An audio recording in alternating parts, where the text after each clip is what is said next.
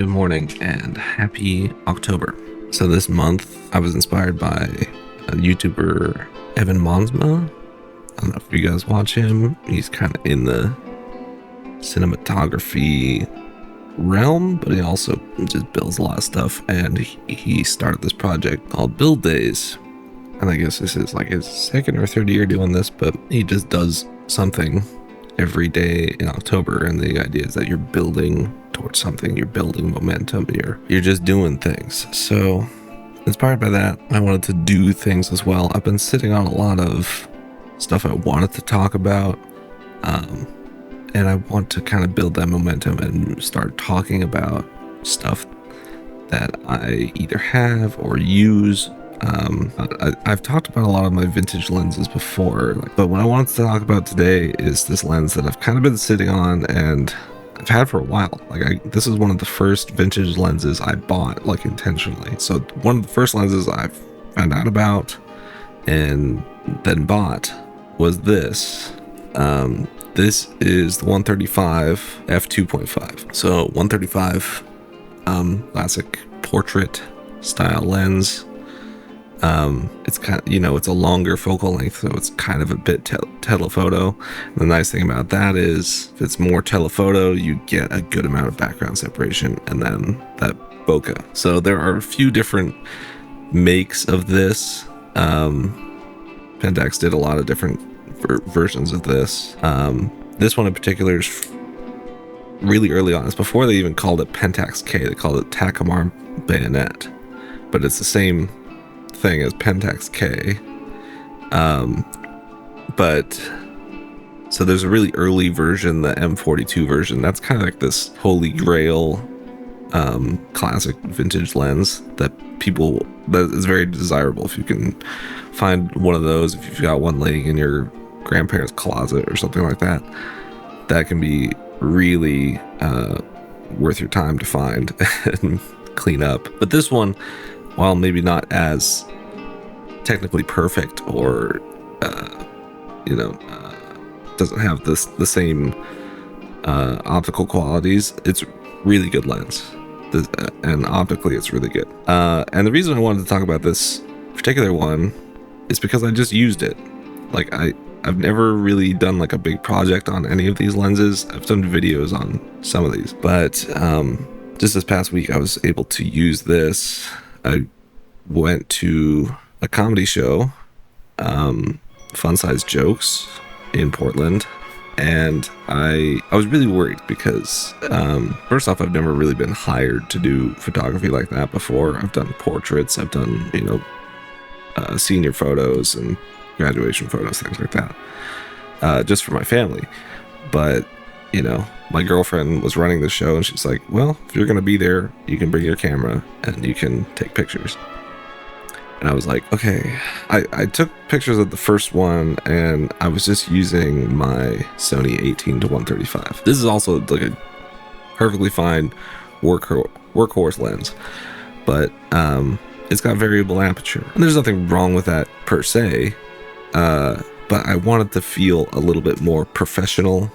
I wanted to be able to get really good low light performance, and I'm like looking around at the lenses I have, and I'm like, I don't have a fast, like an f2.8 like standard zoom or something like that. Those cost thousands of dollars, or up to $1,000.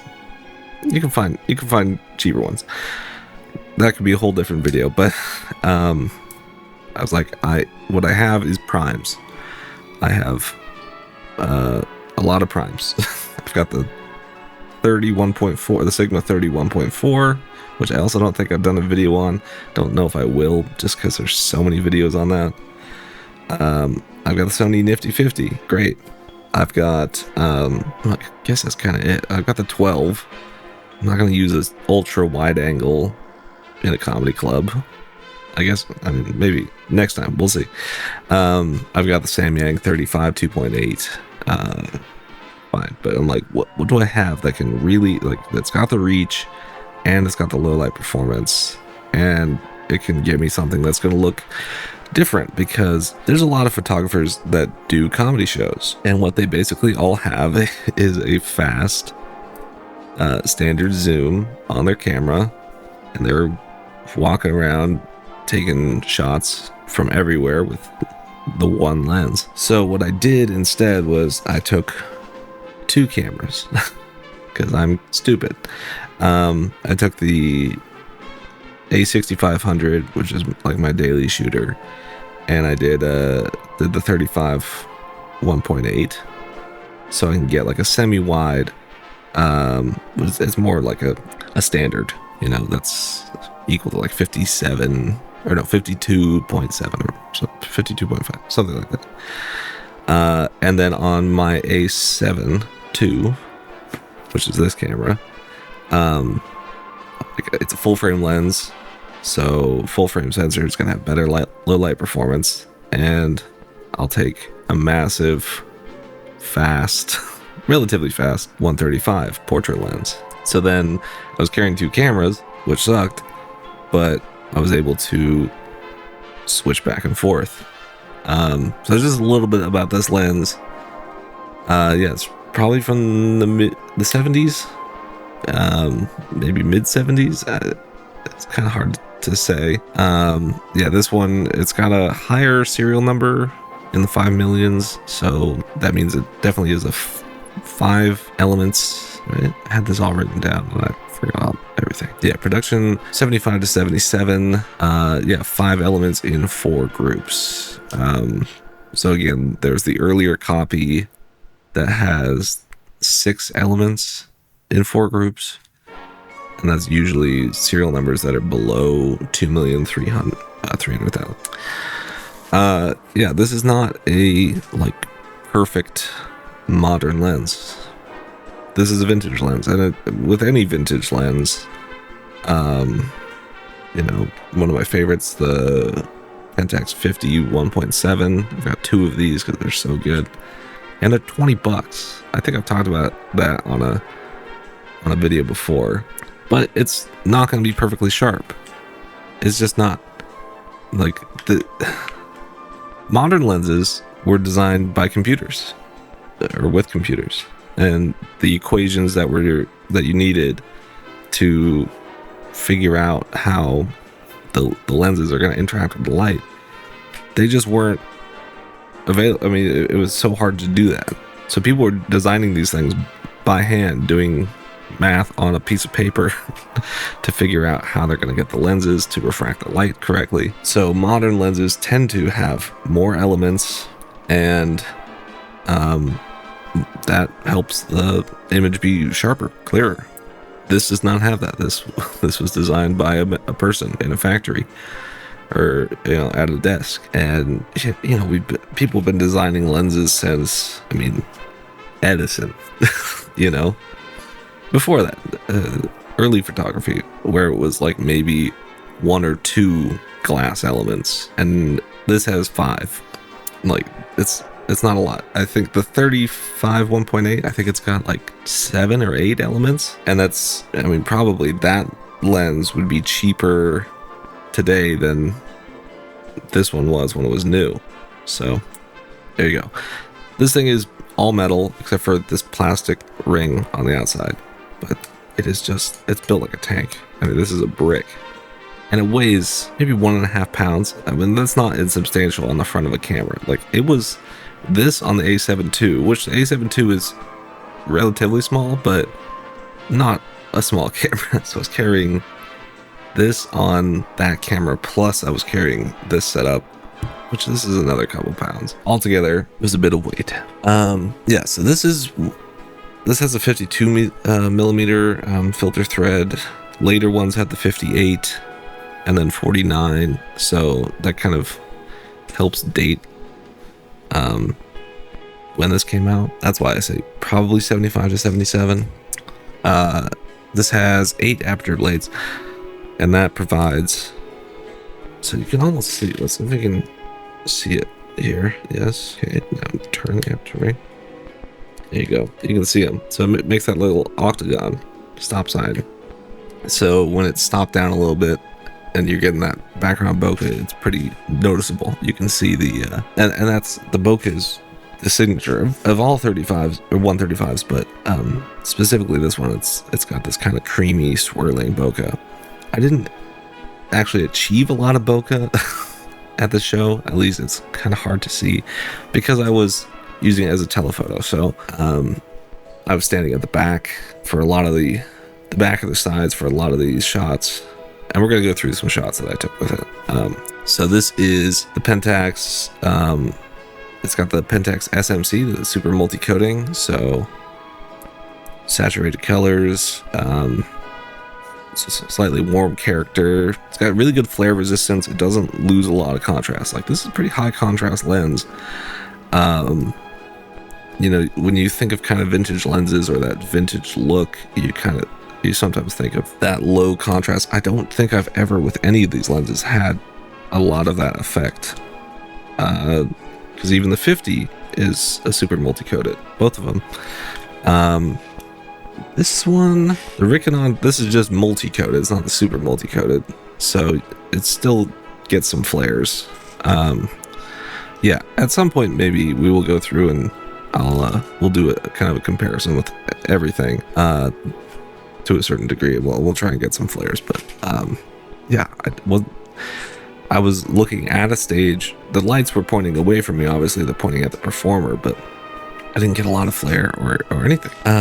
Yeah, this is a totally manual lens. With later versions, you know, depending on your camera, you could like stop down, and it would focus wide open, and then when you take the picture, it stops down to your preferred aperture. And this has like this, if we look at the back here, this has this little switch thing.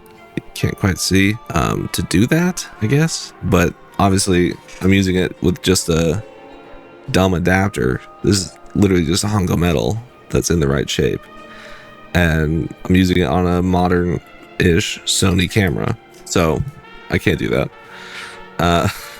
So I basically just shot this wide open the whole time at 2.5, and at 2.5 it's reasonably sharp. I mean, it's not bad at all.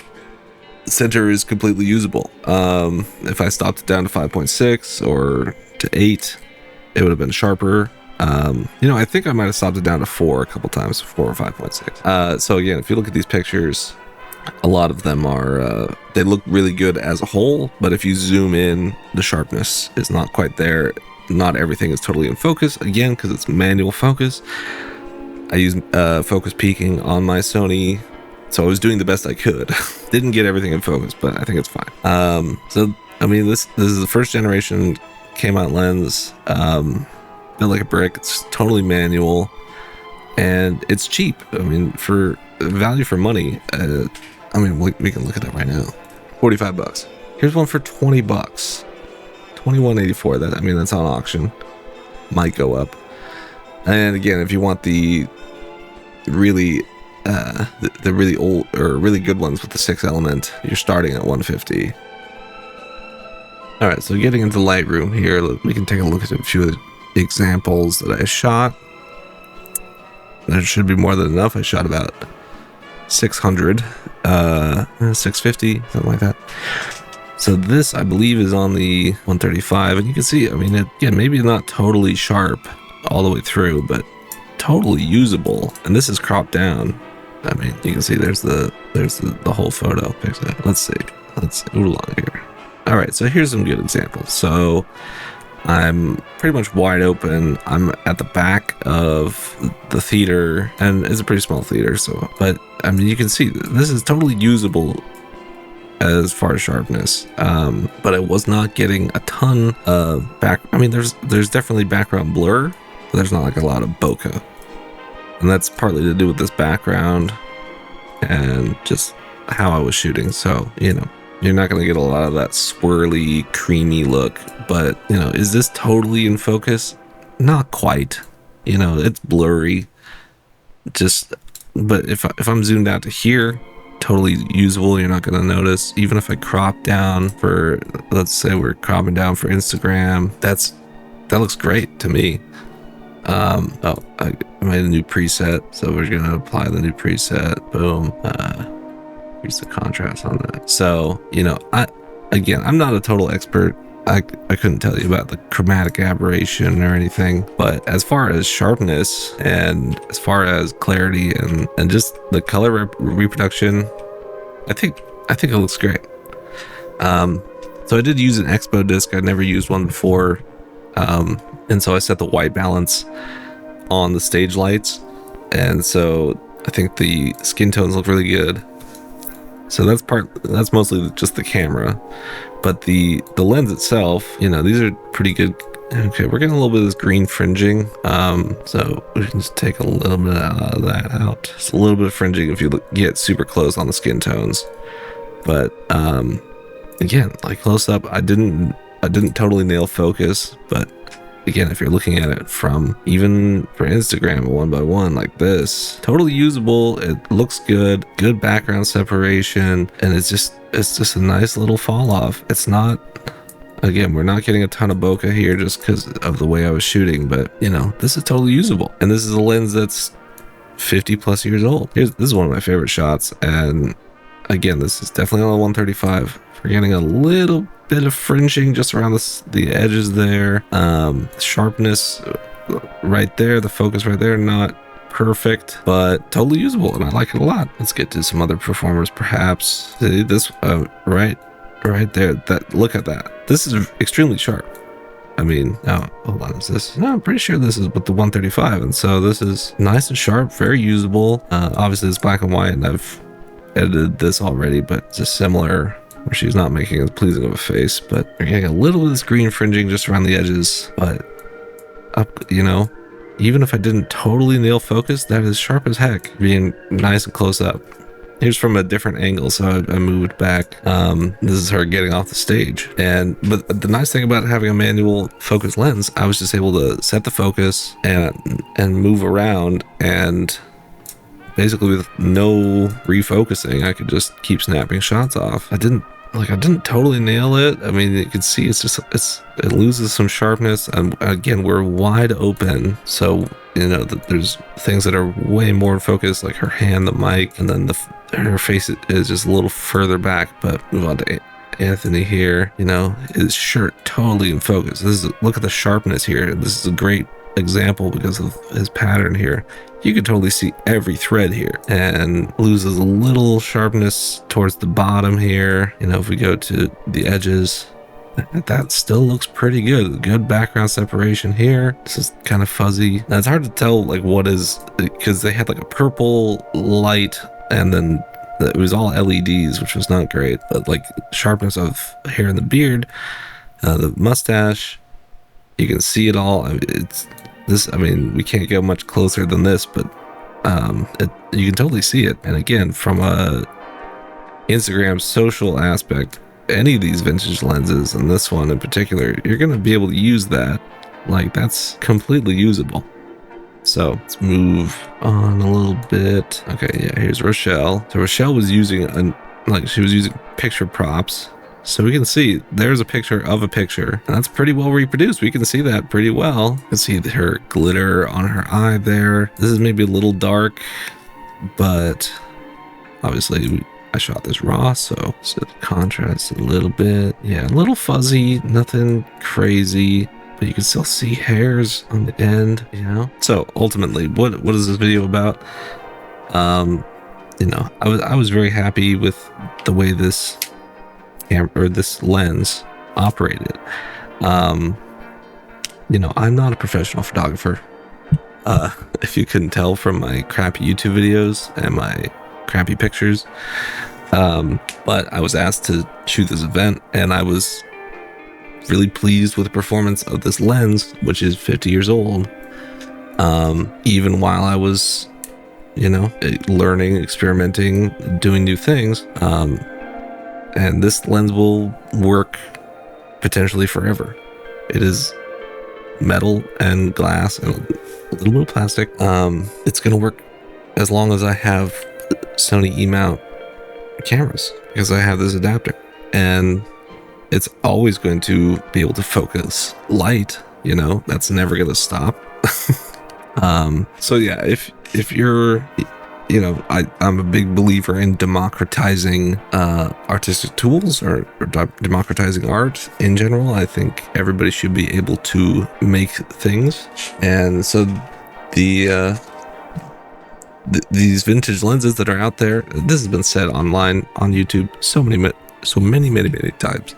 Tons of channels talk about this, but you know, don't be afraid to look into vintage lenses because they are out there. They are inexpensive comparatively, and they can do 90% of the stuff that modern lenses can do. You can even find autofocus lenses that are discontinued and use those, and that's a cheap way. You can adapt those to your camera, and that's a cheap alternative. Now, those lenses that have computer parts and motors, things that can go wrong, they could die earlier than these will. So take that into account, keep that in mind. But anyway, yeah, I just wanted to do a short one this morning. I'm going to trying to do a video every day this month, at least something short. And if I don't post it, I'm going to try and post a bunch of stuff afterwards, but I'm going to try and work on making videos every day. And yeah, so next, you know, maybe tomorrow I'll talk about the 35. If there's any lenses or gear or whatever you guys want me to talk about, please feel free to put that in the comments. Oh, and middle of the month, I will be going to LA. So, I'll definitely be trying to film and take pictures there. But might not be able to post. Just keep that in mind. But anyway, guys, thank you for watching, and we'll see you in the next one tomorrow.